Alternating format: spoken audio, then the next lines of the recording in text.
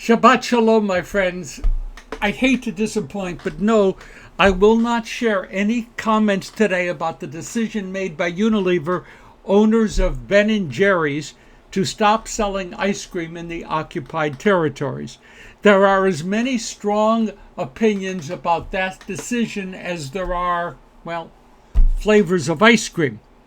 And I don't need to hug a chunky monkey or even to admire my buddy Cherry Garcia in order to lead a happy life. I can still do that. And I am an outspoken advocate of the need to stop any and all activities that could block the possibility of a two-state solution. And I know that the Arabic word for ice cream or ice cream sundae is bouza, which is also the name of a great boutique Israeli ice cream parlor, along with the really popular Anita and the brand new Jacob's Dairy Farm. But even during the heat of summer, I first would like to resolve a few other crises before taking on the ice cream wars. After all, this is the weekend of love. Having moved past the pain and the sorrow of the 9th of Av of Tisha B'Av, we are now in the period of Tu B'Av, the 15th of Av, known as the Jewish Sadie Hawkins Day. When speaking of Tu B'Av, the 15th of Av, the Talmud actually states, "Young man, lift up your eyes and see what you choose for yourself. Do not set your eyes on beauty, but set your eyes on a good family." Great advice, a bit sexist, but good advice. And by the way, Sadie Hawkins Day is a Jewish invention, created by one of the greatest cartoonists of all, Al Capp. Our Sedra is Evet Hanan, Deuteronomy 3:27 to 7:11. And no, I will not discuss 7-Elevens either.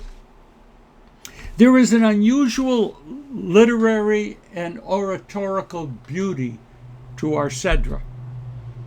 We shouldn't allow the holiness and spiritual richness of our sacred text to close our minds to the power of the language in which it is expressed. Our Sedra is part of Moses' final sermon to the Israelites. Yes, there are some rules and exhortations here, but here in our Sedra, we will also find a restatement of the Ten Commandments, Aseret HaDibrot, with slightly different wording from the text found in the book of Exodus, we all know that, and a very different arrangement from a parallel text found in chapter 19 of the book of Leviticus. And the Ten Commandments here are referred to as Torah. The Ten Commandments are called Torah, not just as 10 random statements out of 613, but more than just the Torah. The Aseret HaDibrot are the core of the Brit, the covenant, binding the Jewish people to God and God to the Jewish people. Shema Yisrael, Adonai Eloheinu, Adonai Echad. Yep, that's here in our Sedra as well. Immediately to be followed by, and you know what, V'ahavta et Adonai Elohecha, etc. Hear, O Israel, Adonai our God, Adonai is one. You shall love the eternal God with all your heart, soul, and might, and so forth.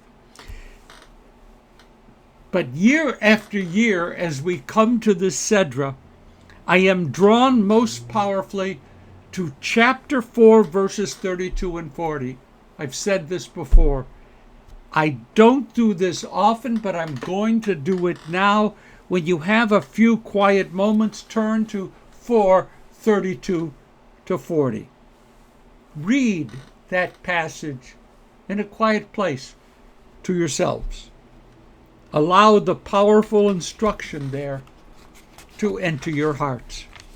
The author has found words that meaningfully address every generation of Jews every generation, including our own. The author understands confusion and pain, and he, it probably was a he, shows us a pathway forward that has never become dated. The author intuitively understands that solipsism, that philosophic system that teaches that nothing matters outside of our own selves, that ourselves are the only knowable reality, solipsism would inevitably make life unbearable. And it would destroy the essence of Jewish peoplehood, destroy the essence of family and of community, and destroy the essence of progress and of personal growth. Our text teaches that we consider, that we ponder seriously our people's past. Don't pretend that we can live life meaningfully without seeing that somehow, in some way, meaning and purpose are embedded in that journey from Egypt until now. Is it possible that existence itself is nothing but an accident? Is that possible? I guess maybe. And even if existence is nothing but an accident, is it possible that we can't derive patterns and meaning and purposes from considering what it is that we as a people, as a collectivity, have we experienced, from the challenges that we have overcome, from the unspeakable pain that we have suffered, and from the mountains that we have successfully climbed. We can find that meaning. The text continues. Inquire about bygone ages. We're implored. Learn our history, O Jewish people, and dare to consider the implications of that history. Isn't there enough evidence for us to grasp that somehow there is a guiding spirit, however we define it, whatever name we ascribe to it, that has allowed a motley group of fleeing slaves to become an eternal nation, capable of creating and teaching a living Torah, a text that continues to touch the lives and souls of millions upon millions of people. It goes on, V'yadata hayom v'hashivota el levavecha.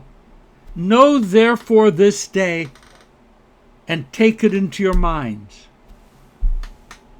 Learn and know that somehow life is not all about me, nor is it all about the 7 billion other me's in the world.